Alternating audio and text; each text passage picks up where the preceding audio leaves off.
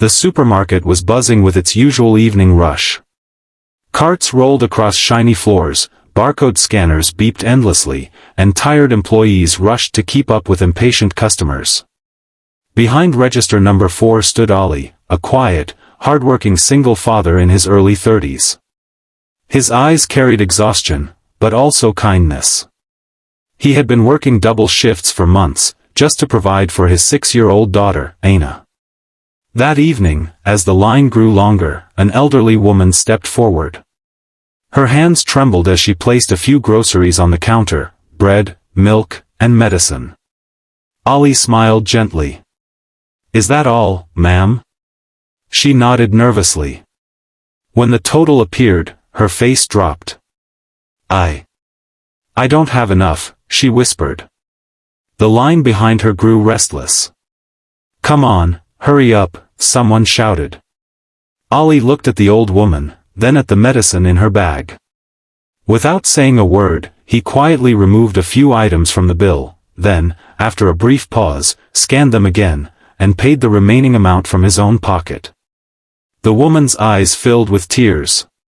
"Beta. I will return this." Ollie shook his head softly. "No need.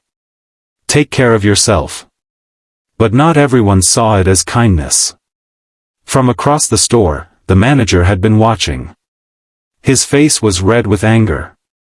"Ali," he shouted, storming toward the counter. The store fell silent. "What do you think you're doing? This is not a charity." Ollie tried to explain.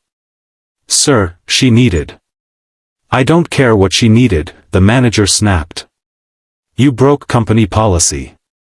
You gave away store items." "I paid for them myself," Ollie said calmly.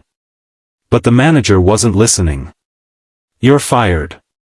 Right now. Hand over your badge." The words hit like a hammer. The customers went quiet. Some looked uncomfortable, others just looked away.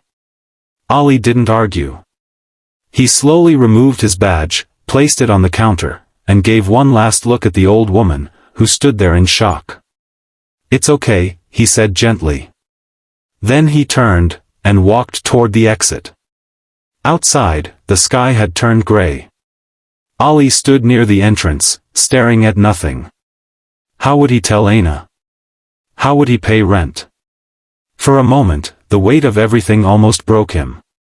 But then, a sleek black car pulled up. It wasn't ordinary. It was the kind of car people turned their heads to look at. The door opened. And out stepped a young woman, confident, elegant, no older than 26. She wore a simple but powerful outfit. No loud logos, just presence. Her name was Zara Khan. And she wasn't just anyone. She was the new CEO of the entire supermarket chain. But no one inside knew she was coming. Not today. Not unannounced. Zara walked inside calmly.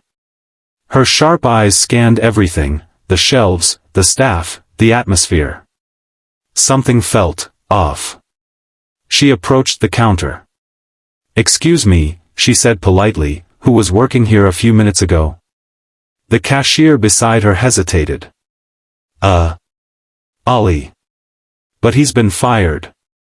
Zara raised an eyebrow. "Fired?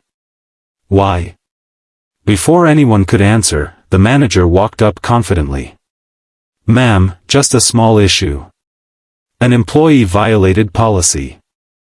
I handled it." Zara looked at him. "Explain."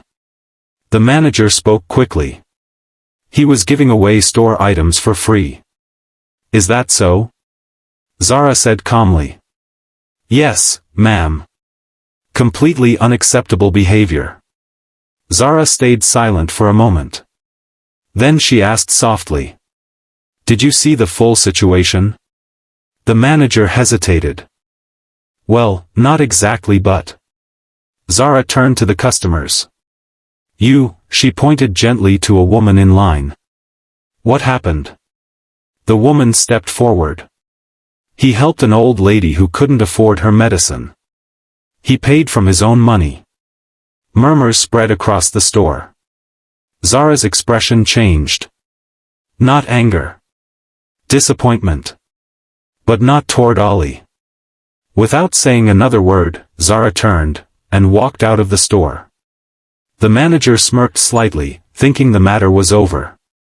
But seconds later, Zara returned. With Ali. Everyone froze. Ali looked confused. Ma'am, I told you it's fine. I don't need. Zara raised her hand gently. Please. Just come inside. They walked to the center of the store. Zara turned to the manager. You fired him, for helping someone in need? The manager tried to defend himself. It's company policy. Zara interrupted. I am the company. Silence. The manager's face went pale. Yes, ma'am, he stuttered. Zara stepped forward. Let me make something clear. Her voice was calm, but powerful. A business that punishes kindness is already failing. No one dared to speak. She turned to Ali. You paid from your own pocket? Ali nodded quietly. Zara smiled. Then you didn't break policy. She paused. You honored something bigger than policy. Then she did something no one expected. She picked up the manager's badge. You're right about one thing, she said. Someone here doesn't belong in this company. The manager's hand started shaking. Zara placed the badge on the counter. That someone is you. Gasps echoed through the store. You're terminated. Effective immediately. Then Zara turned to Ali. And you? Ali looked nervous. Zara smiled warmly. How would you feel about coming back to work? Ali nodded instantly. Yes, ma'am. But not as a cashier. Ali looked confused. Zara continued. I need people like you in leadership. The room went silent again. I'm offering you a position as assistant store manager. Ali's eyes widened. I don't have experience. Zara shook her head. Kindness is experience. Integrity is qualification. She extended her hand. Will you accept? Ali hesitated for a moment. Then slowly shook her hand. Yes. In the corner of the store, the old woman wiped her tears. Customers began to clap. Softly at first. Then louder. That night, Ali went home. Aina ran into his arms. Abu. You're early. Ali smiled, holding her tightly. Yeah, and I have something to tell you. What? He looked at her, eyes shining.